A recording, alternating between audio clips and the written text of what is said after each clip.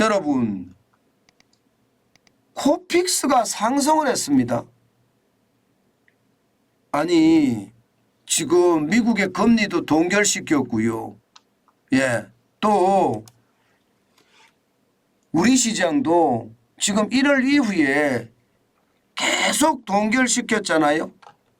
예, 그런데 이 코픽스 쉽게 말하면 자금 조달 지수입니다. 예, 자금 조달 지수예요. 은행들이 자금 조달을 하는 지수입니다.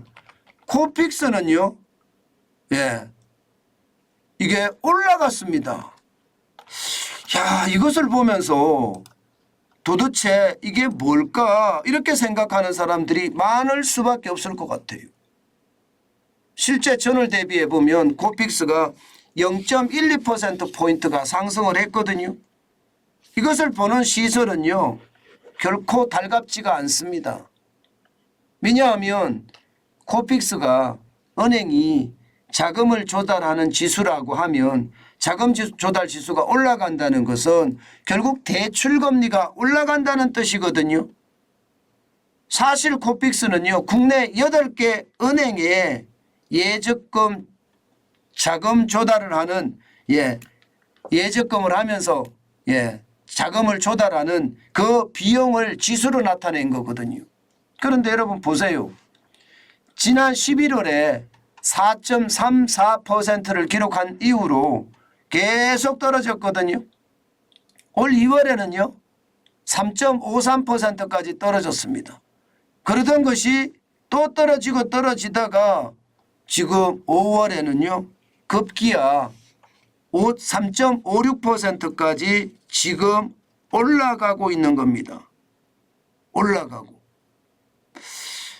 야, 이게 여러분 왜 올라갈까를 생각해 볼 필요가 있거든요.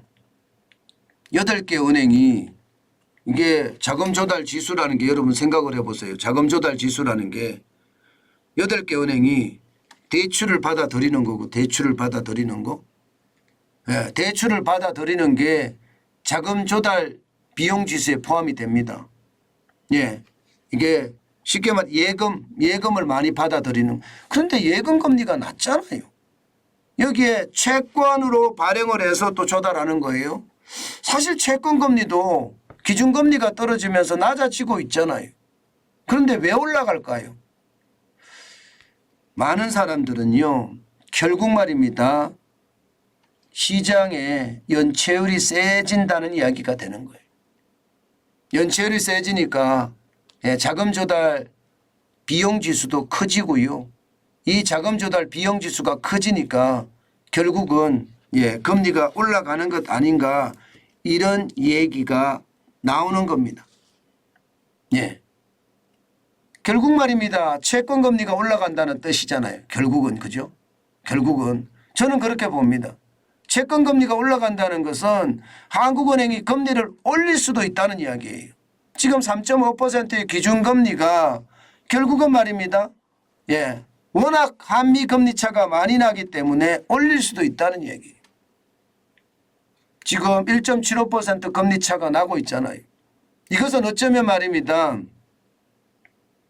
결국 시장 전체의 어떤 분위기로 보면 이게 한국도 기준금리의 어떤 한미 금리 역전이 워낙 심각하기 때문에 이 문제를 해결하려고 그러면 방법은 하나밖에 없다. 우리도 금리를 올리는 수밖에 없다. 미국이 미리 금리를 내리면 좋겠지만 현재까지는 미리 금리를 내릴 수 있는 그런 상황이 아니다. 이런 것이 아마 반영이 됐다고 보이고요. 여기에다가 채권금리가 오르는 거는 여기에다가 아무래도 말입니다. 이게 온라인 대안대출 인프라 구축했잖아요. 그러면서 대출금리를 인하하는 요인이 실제로 발생을 했습니다. 경쟁적으로. 대출금리를. 그러면 대출금리 인하하면 어떻게 될까요? 가상금리를 더 붙일 수밖에 없죠. 어쨌든 시장의 분위기는요. 이렇게 분위기가 흘러간다. 이렇게 되면 여러분 결국은요. 금리 인상할 수밖에 없습니다. 지금의 주택담보대출 변동금리 최고폭이 6.82%입니다. 예, 고정금리는 5.79%고 이게 또 올라갈 수밖에 없다는 거. 결국 말입니다, 여러분. 예, 지금 금리가 내려갔다 대출금리가 내려갔다 하지만 사실 말입니다. 금리가 내려간 건 그렇게 많지가 않습니다. 이게 과거 저금리 시대하고 따져보면 지금도 2배예요. 2배. 그렇기 때문에 여러분 진짜 고금리는 오래 간다는 생각 하셔야 된다는 거예요. 과거보다 2배면 부담이 크잖아요. 예, 저는 고금리가 금방 과거처럼 저금리 시대로 돌아가기는 쉽지 않아 보입니다. 게다가 정부의 움직임 저는 또 심상치 않다고 봅니다.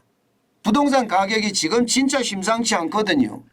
지표들이 전부 다 상향으로 가리키는 어떤 지표들이 자꾸 나와요. 그 말은 말입니다. 부동산 시장에 대해서 좀 잡아야 된다 이런 생각을 할 수밖에 없거든요. 금리밖에 없다는 것 지난 과정에서 봤습니다. 규제를 또 들이다대는 것은요. 예, 문재인 정부를 닮아간다는 이야기를 들을까 봐 쉽게 규제를 드러내지는 못할 겁니다. 결국은 금리 갖고 통제할 수밖에 없을 텐데 예, 금리는 그런 측면에서 보면 고금리라는 게 오래 간다. 저는 그렇게 생각합니다.